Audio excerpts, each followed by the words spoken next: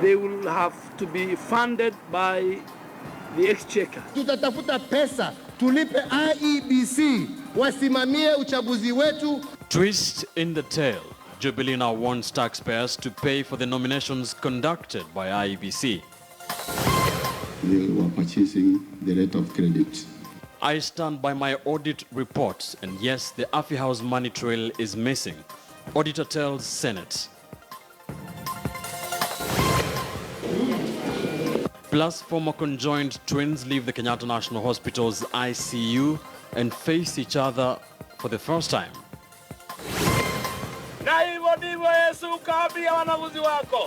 And prayerful matatu operators. Nanyuki's drivers and touts surprise Kenyans with their lifestyle.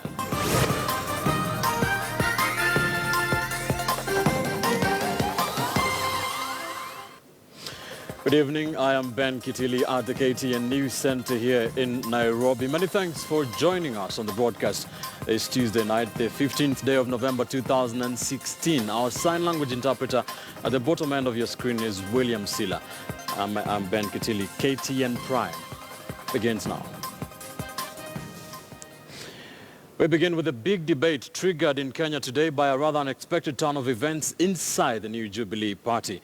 The ruling Jubilee Party would like the Kenyan taxpayer to finance the party's nomination exercise to be undertaken by the electoral agency, the IEBC. As KTN News reporter Moremi Mwangi now tells us, the Jubilee Party Secretariat wants the budget of the party's nominations factored in a supplementary budget through Parliament.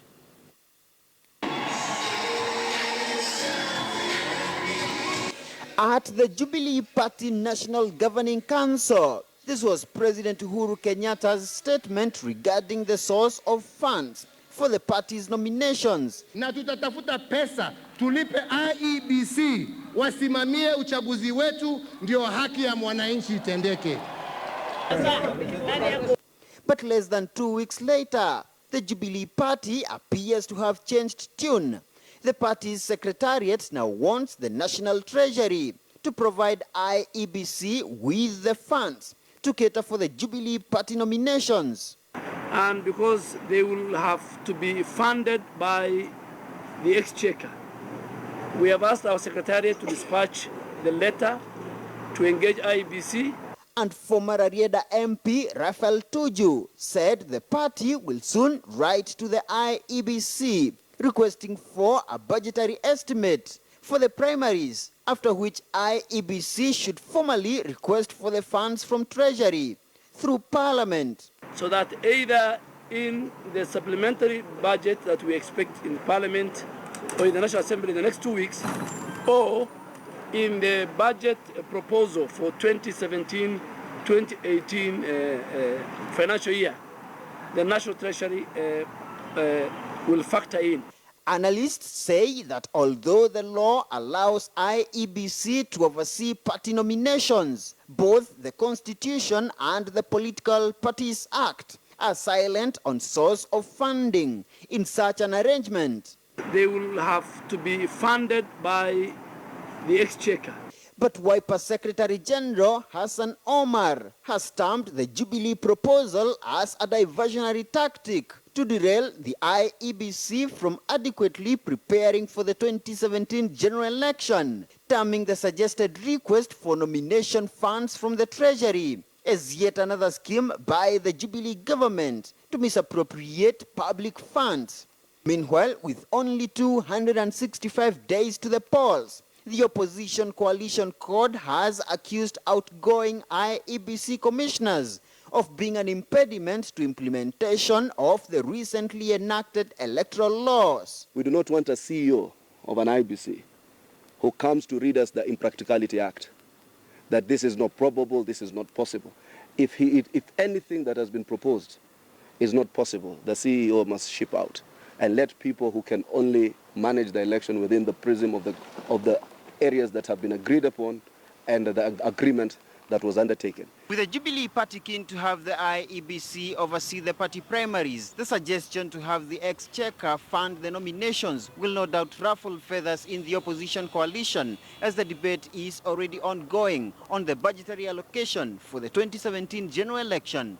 Moremi Mwangi, KTN News in Nairobi. Our top story is the basis of our big question discussion. Tonight we're asking you, do you think Kenyan taxpayer should foot the bill for Jubilee Party nominations? Tell us what you think by texting your yes or no response to our studio line 22155.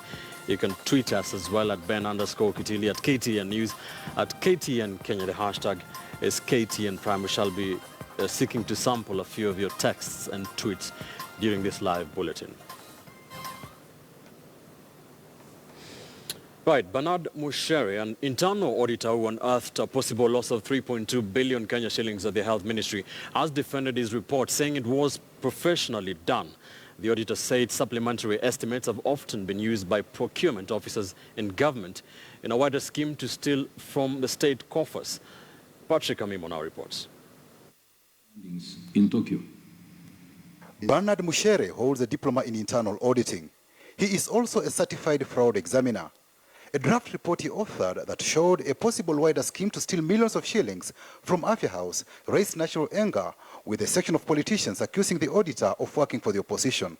Mushere says the report, which raised queries about four payments amounting to 3.2 billion shillings, was a compliance audit only meant for internal consumption.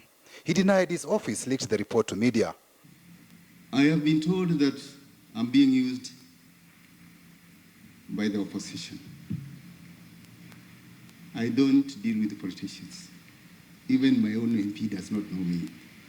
You think you're being persecuted? Are you afraid of your own security? When the chairman the other day, you ran me, I think so. Yeah. And I told him, there's nobody who has threatened me.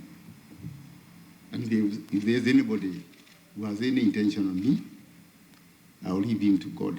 I don't want security. Mushere says procurement officers in many government ministries, departments and agencies often use supplementary estimates to steal from the taxpayer. We looked at the payments which were done on 30th June. And even the exchequer came around that time, 30th June. So there was no way procurement procedures could be followed. Again, according to the law, all commitments are done by 31st May. Mushere said the invoices attached to the 1 billion shillings contract awarded to Estama Investments Limited for supply of 100 portable medical clinics at a cost of 10 billion shillings each do not meet the Kenya Revenue Authority requirements of ETR receipts, tax compliance, and PIN number. At the same time, the head of the National Quality Control Laboratory told the Senate his office thwarted an elaborate scheme by some senior officials at Afya House to steal 30 million shillings from government. A written and signed confession made by Irene Mukami, head of supply chain management at the agency, shows she was approached by some senior ministry officials about a vote of 30 million shillings that needed to be spent. Mukami says she was asked to prepare documentation as if they were from the laboratory and give them to a supplier named as a Mr. Mugo, who was to source for a person to forge Dr. Chepkonyi's signature as the authority to incur expenditure holder approval for the agency in the IFMI system at Afya House. His objective was to find ways of how to forge my signature. That was done, and the process continued, and then it reached the CFO's office for approval. It was at that stage that she learned, as she was following the same, that it had been intercepted by my office. I was shocked to be informed that I'm an AI holder in the IFMI system for National Quality Control Laboratory. And you had held that position fictitiously for how long? The officers concerned, they said it had been for about 2-3 months. What there was is that on the physical vouchers, the director was the one who was the signatory. But in the IFMI system, it was me who was the signatory. Patrick Amimo, KTN News. Patrick Amimo has talked about those 20 containers purportedly procured at a cost of 10 million Kenya shillings each. They were supposed to be mobile clinics procured by the Ministry of Health. Let's talk about them in the next 60 seconds or so. KTN News has obtained an official document from the Customs Department that shows the transaction that procured this. Of course, the company that delivered this to the Ministry of Health, as has been reported in this document, as has been indicated in that report at the Ministry of Health, is Estama Investments Limited. Now, the number of containers is 20, the number of containers. The cost of the 20 containers is 15,444,000 shillings, 129. Now, the freight money paid for this is 4,091,176. The taxes paid for the 20 containers is 9,689,459 shillings. Total cost of all the 20 containers coming to 29,227,764. Divide that by 20, simple mathematics. The cost of one container is 1.46 million shillings only. The cost quoted in that internal audit report at the Ministry of Health is 10 million Kenya shillings. This document obtained by KTN News showing possible ways the Kenyans could have lost money. Let's move on to other news. And Kenya's Foreign Affairs Cabinet Secretary, Amina Mohamed's candidature for the African Union Commission's chairmanship has become a major government project. Deputy President William Ruto is now engaged in a shuttle diplomacy to lobby African nations to vote in her favor. But what is the likelihood that she will get elected to that seat come January 2017? And what is in it for the ordinary Kenyans? Inda Ogutu has the details. I'm proud to offer Ambassador Amina Mohamed for the position of Chairperson of the African Union Commission. The lobbying by President Uhuru Kenyatta on the next occupant of the seat of the chair of the African Union, one he hopes will be taken by Foreign Affairs Cabinet Secretary Ambassador Amina Mohamed. Deputy President William Ruto, on his part, has been on a charm offensive, shuttle diplomacy if you like, to garner as much support from the 53 African Union states. So far, Ruto has been to 10 African states in a week-long lobbying blitz, flying to the various capitals in the hope of tilting the vote in Amina's favor come January next year, when the AU members will cast their votes. So far, Ruto has visited Chad, DRC, Nigeria, Algeria, Liberia, Ghana, Ivory Coast, Mali, Sierra Leone, and Gabon. Deliberate on mobilization for support for the candidature of Ambassador Dr. Amina Mohamed, EGH, CBS, CAV, and chairperson to be of the African Union. There's the English in this. There's the English region, there's the Portuguese region, there's the Belgian section, and the French. Now, when it comes to the issue of voting the last minute, they'll now zero them according to the region. EAC, SADC, ECOWAS, and the Northern African region. I think towards the end they might argue that we've had enough of English, let us try the French. The election for the next chair flopped in July 2015 after the candidates failed to garner the two-thirds majority vote in Kigali, Rwanda. And Kenya is robustly seeking an African consensus on the candidature of Amina, whose 30 years experience in diplomacy may give her an edge in leading the African Union into pushing the continent's agenda in the global arena. This is Kenya's candidature. It's not a personal candidature. It's a national candidature. And now it's an East African candidature. It's not Amina Mohamed, but it's Kenya, having theirs at that place. Yeah, and you can't say you're spending much. Look at our governors, they spend a lot of money going out, doing globe-trotting.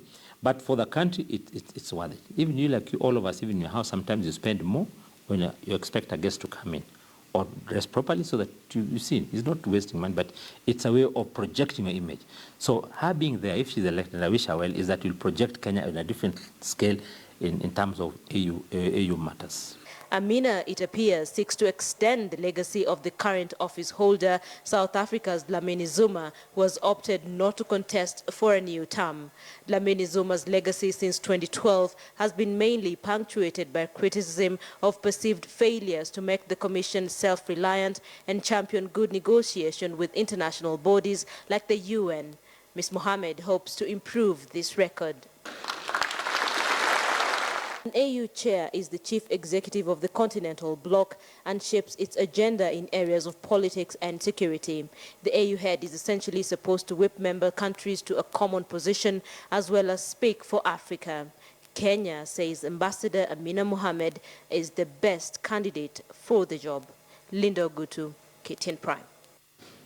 The big debate on the continent for the next few weeks, pundits say it will pit the Anglophone and Francophone countries as well as the regional blocs.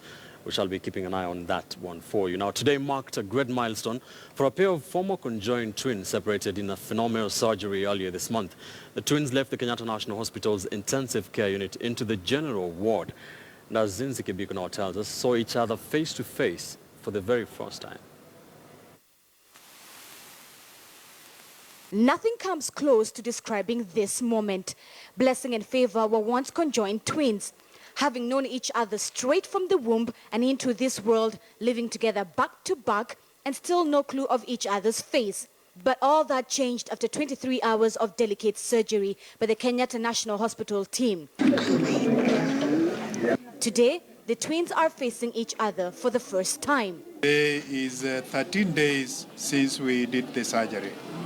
This is the intensive care unit of Kenyatta National Hospital, and we are discharging the children now so that they can go upstairs and start playing.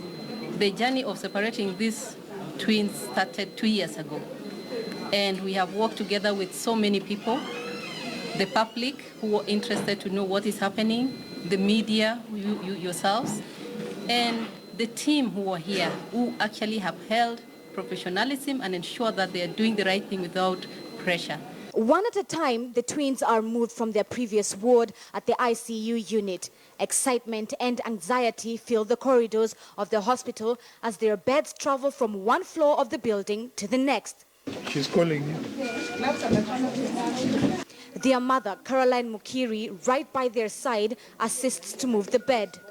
The first time since we did the separation, we're also very excited that they are going to meet each other. They are going to be sharing the room and possibly cracking their jokes as children who have grown up together. The 2-year-old twins have no hint that this day reflects their very own names. Blessing and Favor finally meet. Their big brown eyes stare at each other, and within that moment, a sense of joy, calm and relief settles. According to the head of pediatric session here at Kenyatta National Hospital, Fred Kambuni, it will take close to 14 days until the twins are able to be discharged and taken home. But until then, it really depends on the rate at which the twins, Blessings and Favor, are able to recover. Zinziki Biku, KTN News at Kenyatta National Hospital. Beautiful story there. Kenyans on the social media platforms were treated to something unheard of in the public transport sector. Pictures of matatu operators in prayer before they get down to work. Tonight Akisa Wandera brings us the story of the prayerful matatu operators from Kenya's town of Nanyuki. They're known to be arrogant, ruthless, and rude most of the time.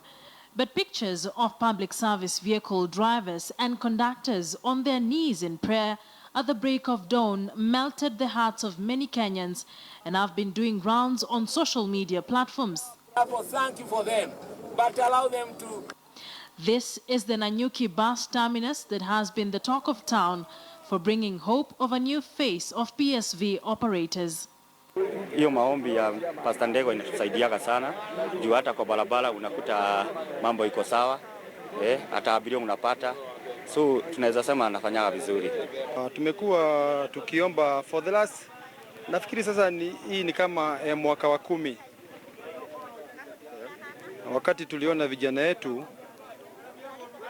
wamekuwa kazi ni pombe, wengine bangi, wengine hatushirikiani. So tukaona at least we need to change tabia za wale wafanyakazi wa stage. Every day at 6:30 a.m., the operators gather at the terminus where they hold brief prayers led by Bishop Simon Degwa of Full Faith Ministry. What motivated me to be praying here? There was some fight here allowed in 1980 between competition of passengers. Yani kufutania wasafiri na kijana moja akapigwa kisu pale and that person died. That was 1980. And then God gave me a burden. I said no more bloodshed in our county. This has been the norm for more than 10 years now, and they all seem to agree that the habit has made a positive impact in their immediate environment. There is a very big difference because so here we are very okay with our customers. We don't steal, we don't do anything more than as they do. Yeah, even prayers help us for so many things. Mahali hapa stage hatuna vita na hatuna ubaguzi yoyote, tunapendana sisi wote. Mahoka, madereva, makanga, sisi wote ni kama watu wa mama moja. Kitu ingine tunaonanga huko Nairobi ni mahoka venye harasiwa na nini na kanso. Sisi hatuna hiyo. Sisi tunakuaga nini? Sisi tunakuwa tunapendana hata na kanso. In some areas of Kenya, pictures have gone viral of matatu crew harassing passengers, stripping women, and the rogue manner in which they conduct themselves while on the road. But workers at the Nanyuki terminus want to change that perception by continuing with this norm until they influence their colleagues in other areas. Akisa Wandera, KTN News. Right, tonight we are reporting that the ruling Jubilee Party wants the taxpayer to finance the party's primaries, an exercise to be undertaken by the Independent Electoral and Boundaries Commission. We did ask you in our big question discussion, do you think the Kenyan taxpayer should foot the bill for Jubilee Party nominations? Desmond Nyagai on Twitter says, no, let's get serious. We are already too strained as a people. This is just another scheme to siphon public funds. Machar Chris Allen tweets and says, no, let parties foot bills for its own benefits and interests. Stop burdening the electorate. And Ocheng Michael says, no, this would set a bad precedent. Jubilee demonstrated deep pockets during its launch. They should be able to pay for their own bills. Thank you for staying with us here on KTN Prime. We are taking a quick commercial break. When we return, we have more news for you, including a story of turning bad, dirty, smelly garbage into cash. Stay with us.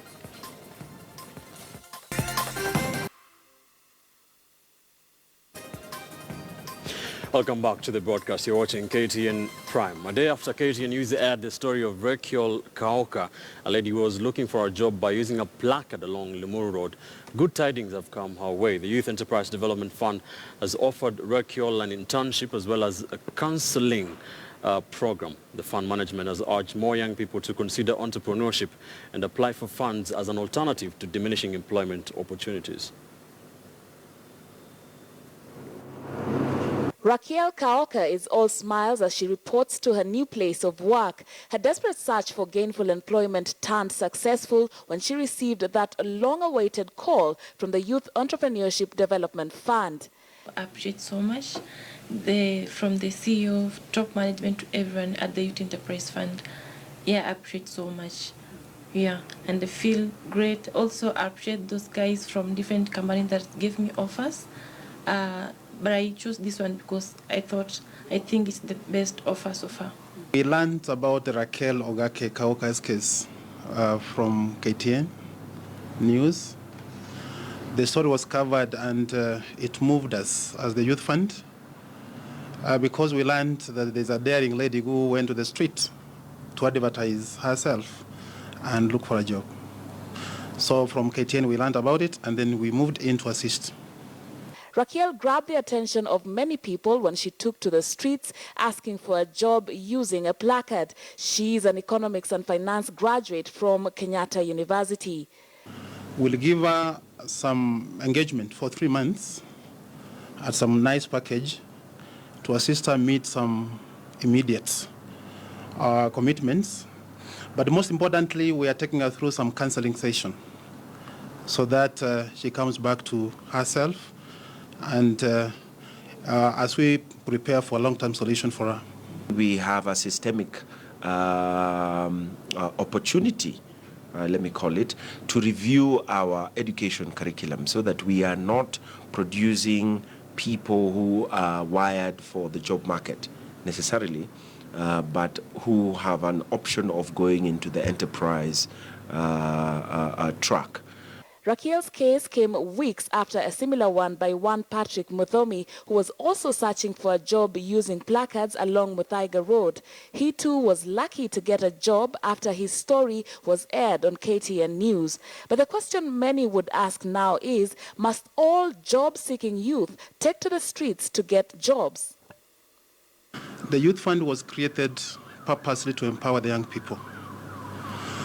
We do this empowerment through lending. We support their business thinking, and out of that, they are able to create themselves jobs. The main intention is that we need to have the young people to be job creators as opposed to job seekers.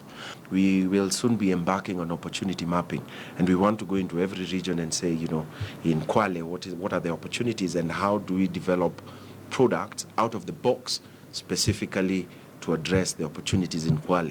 And we do the same in Turkana, we do the same in Kakamega, we do the same in Garissa, because when we provide homogeneous products as we have, then failure rates is likely to be high in some places where those homogeneous products do not work. It is estimated that 1.2 million fresh graduates are churned into the Kenyan market every year, with job opportunities created yearly being just about 500,000. And as Raquel gets comfortable in her new office, about 700,000 fresh graduates would be looking to get job opportunities, or, as the institution is urging, entrepreneurship opportunities too. Sharon Momanyi, KTN News. Cross-examination of witnesses in the case of former Judiciary Chief Registrar Gladys Boss-Sholei and her colleagues continue today, with 3 witnesses involved in tendering and land allocation testifying. Sholei and her co-accused are charged with abuse of office and issuance of contracts contrary to the law. Following the case of former Chief Registrar of the Judiciary Gladys Boss-Sholei and her co-accused, the witnesses presented by the prosecution told the court that the judiciary did not go into losses following the issuance of tenders for the prefabrication of courts. One of the witnesses told the court that the Mavoko land where the construction was to take place did not have a title deed. Hence, the construction was moved to Runyenjes, which had ready title deeds.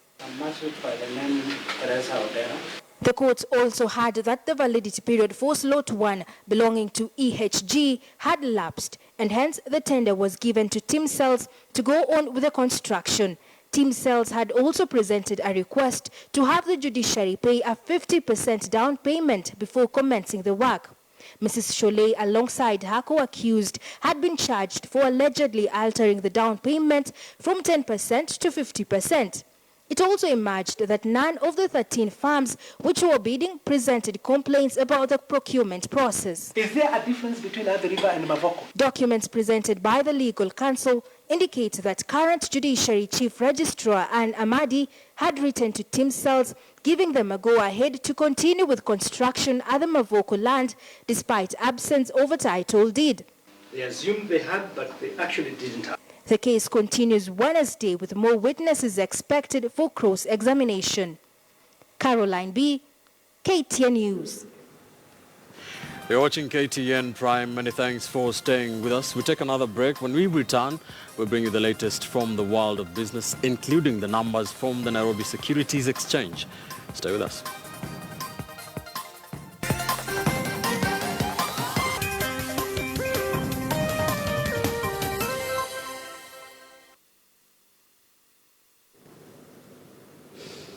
Welcome back to the broadcast. This is KTN Business. Public hearings today kicked off as members from the private sector made submissions on the proposed local content bill by Baringo Senator Gideon Moi. Private sector players argued against some clauses on revenue sharing and production disclosures, the very clauses that the sponsor of the bill was keen on to protect local Kenyan communities in mineral-rich areas.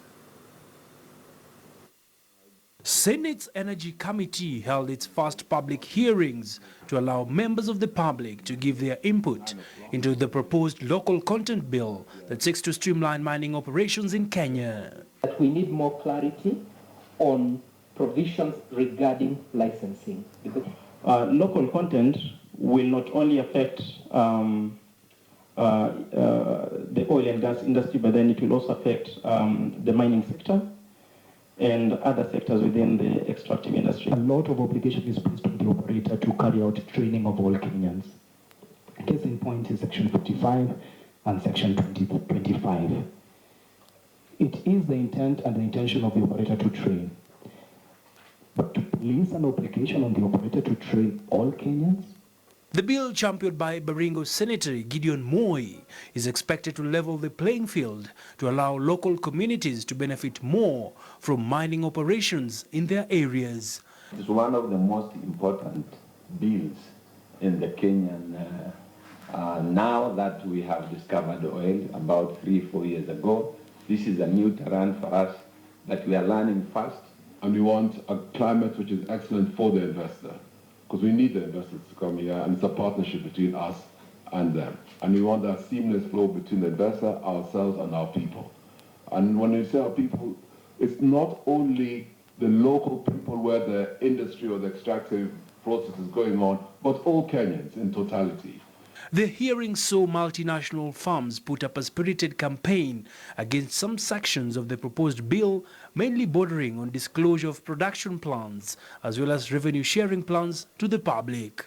Should have a very clear emphasis in terms of collaboration between the county and national governments, because a lot of the resources that are actually the subject matter of this bill are actually in the counties. It is possible that through this bill, we can work together so that we can see how we can customize best practices, more so in oil-rich areas, so that it can be used in furthering research within our country. The bill has a raft of radical proposals which, if passed, could compel companies to source for materials locally, hire over 40% of staff from within Kenya, and ensure there is technology transfer to the country. But what's important, which came out, is the climate. They want a seamless operation where there's no duplication in the bills, our bill and other bills which are out there. But what encouraged me is that everybody's positive and everybody knows and sees the need to work harmoniously. These proposals are considered key for the sector, which has for the years seen multinationals repatriate profits in billions back home. How soon are we likely to see this bill being operationalized if you get consensus across the divide? It's in the interest of all of us, and I think we built that. Hopefully, God willing, before we break off next year. For now, the hearings are set to go to the counties before amendments are put into the bill. Abiagina, KTN News, Nairobi. The government is set to review all existing power purchase agreements before the end of the year in order to arrest the cost of power and to ensure sustainable distribution and cost of energy. According to the Energy Secretary, Charles Keter, a multi-sectoral task force to carry out the exercise has already been created. Over the years, the high cost of electricity in the country has been cited as one of the major stumbling blocks to the country's industrialization dreams. One reason has been the relatively high power tariffs that utilities have to pay companies that generate energy, or what is termed as feed-in tariffs. Under the Ministry of Energy, the government has unveiled a multi-sectoral task force whose mandate is to review all existing power purchase agreements going back to as far as 20 years ago. Their main aim is to ensure that the feed-in tariffs reflect current times and, where possible, drive down the cost of power. We thought, let's open it up for scrutiny, for more informed decision, so that when we make a decision, it will be a decision which we own it. It is recognized that because of technological advancement and innovations, the cost of equipment and feed-in tariffs and technologies have drastically reduced. The rate of the team is to check and review and see if this power plan was signed for 25 years. We are only paying for capacity charge. We stopped using it 10 years. After 10 years, they still remaining 15 years. How much is this money? Will it be sustainable? We continue, or is there an exit? The outcome of the exercise may see government pull out of expensive contract. However, the CS downplayed fears that the process could lead to litigations between government and independent power producers. There is no cause of alarm. I mean, the government is custodian of all the agreements. All the agreements signed by IPPs, signed by Kenyan, we are the custodian. So, I mean, there is no issue. Strathmore's University Professor Israel Da Silva, the brainchild of the institution's solar energy project that assigned a 20-year PPA with Kenya Power, has been under the duty to chair the task force. The terms of reference for the team will include reviewing the legislation relating to PPAs to accommodate the 2006 Energy Act and the 2016 Energy Bill. It will also come up with the annual review requirements for each PPA and for the remaining PPA period. Philip Keitan, KTN News. We're taking another quick break. When we return, Moses Waisi will be bringing us the latest in sports, including some good tidings going the way of the national football team, Harambee Stars. Don't go too far.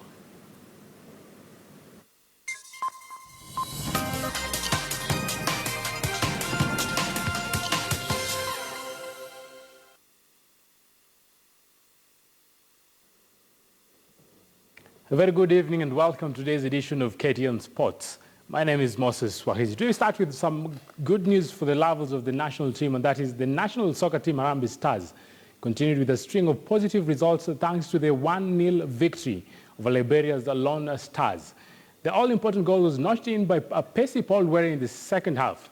The two sides had played each other to a barren draw in the first half, with chances coming in between the two sides. Eric Yohana, Michael Olunga, Ayub Timbe lost numerous scoring opportunities, but with the win, Okumbi remains unbeaten in 8 outings as the national team coach.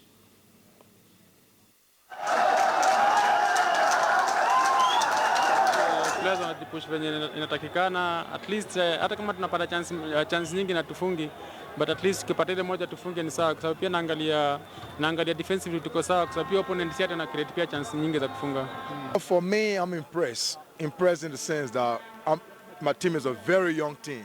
We never have professional, only one professional. Lafo from Emalodi Sundown. I mean, for me, it's a good result because judging from the players we have, we never had any of our professional players, only one player. You know, so I'm impressed. Anything? Let's just hope that those charges are going to keep on impressing and just keep on winning the other matches that will be coming their way. Now, Gor Mahia's coach, Frela Marcelo, has been named the coach of the month of October by the Sports Journalists Association of Kenya.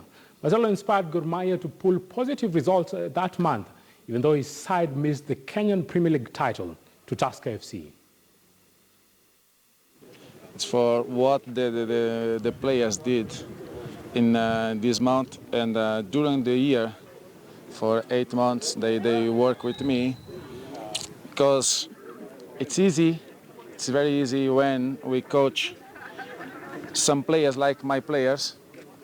The players want to grow up, want to learn new things, and you can see during the matches the difference.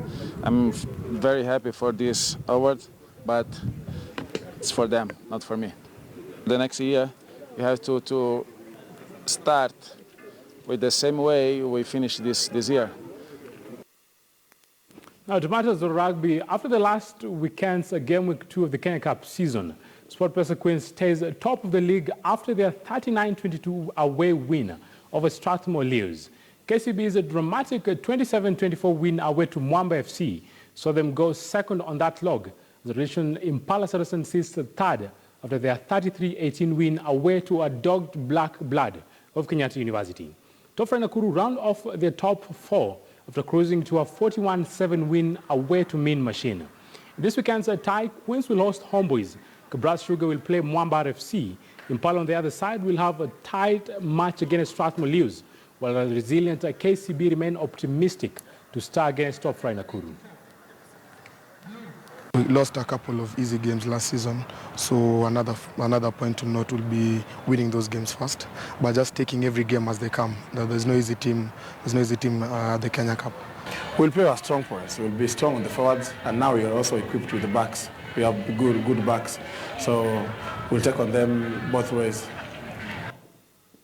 Now shifting gears to matters of the World Cup qualifiers, where Zlatko Desic cancelled out Michael's openers. Poland were held to a 1-1 draw by Slovenia in their opening World Cup qualifiers tie. Let's take a look how those 2 goals were notched in. For a reason to watch that tie, and any side will be taking that crucial win when they meet for the first time this season. And for me, as always, I will be supporting Manchester United. Arsenal fans, let's wait and see after the 90 minutes who will have the bragging rights. And with that, we do wind up today's edition of KTN Sports. My name is Moses Wahisi. Have a lovely night.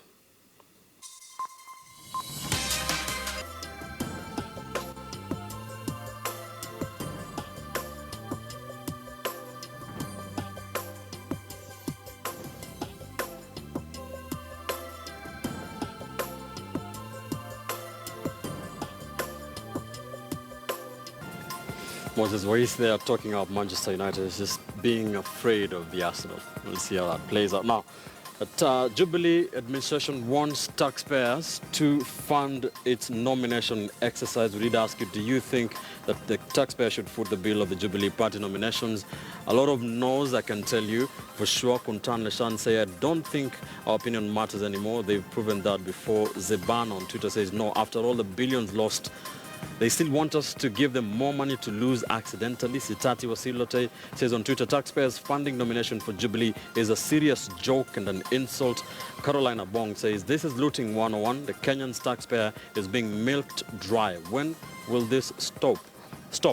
James Wanzala says, no, rubbish. Kenyans are already overtaxed. Will Kenyans bother how to put food on the table or finance the Jubilee Party? Finally, one year from Africa, Lemera says, it's a big no.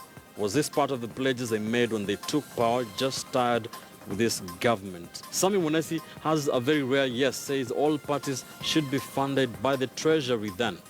Thank you for your tweets and text. And many thanks for joining us on our Twitter, on our big question discussion, and for watching KTN Prime. My name is Ben Kitili.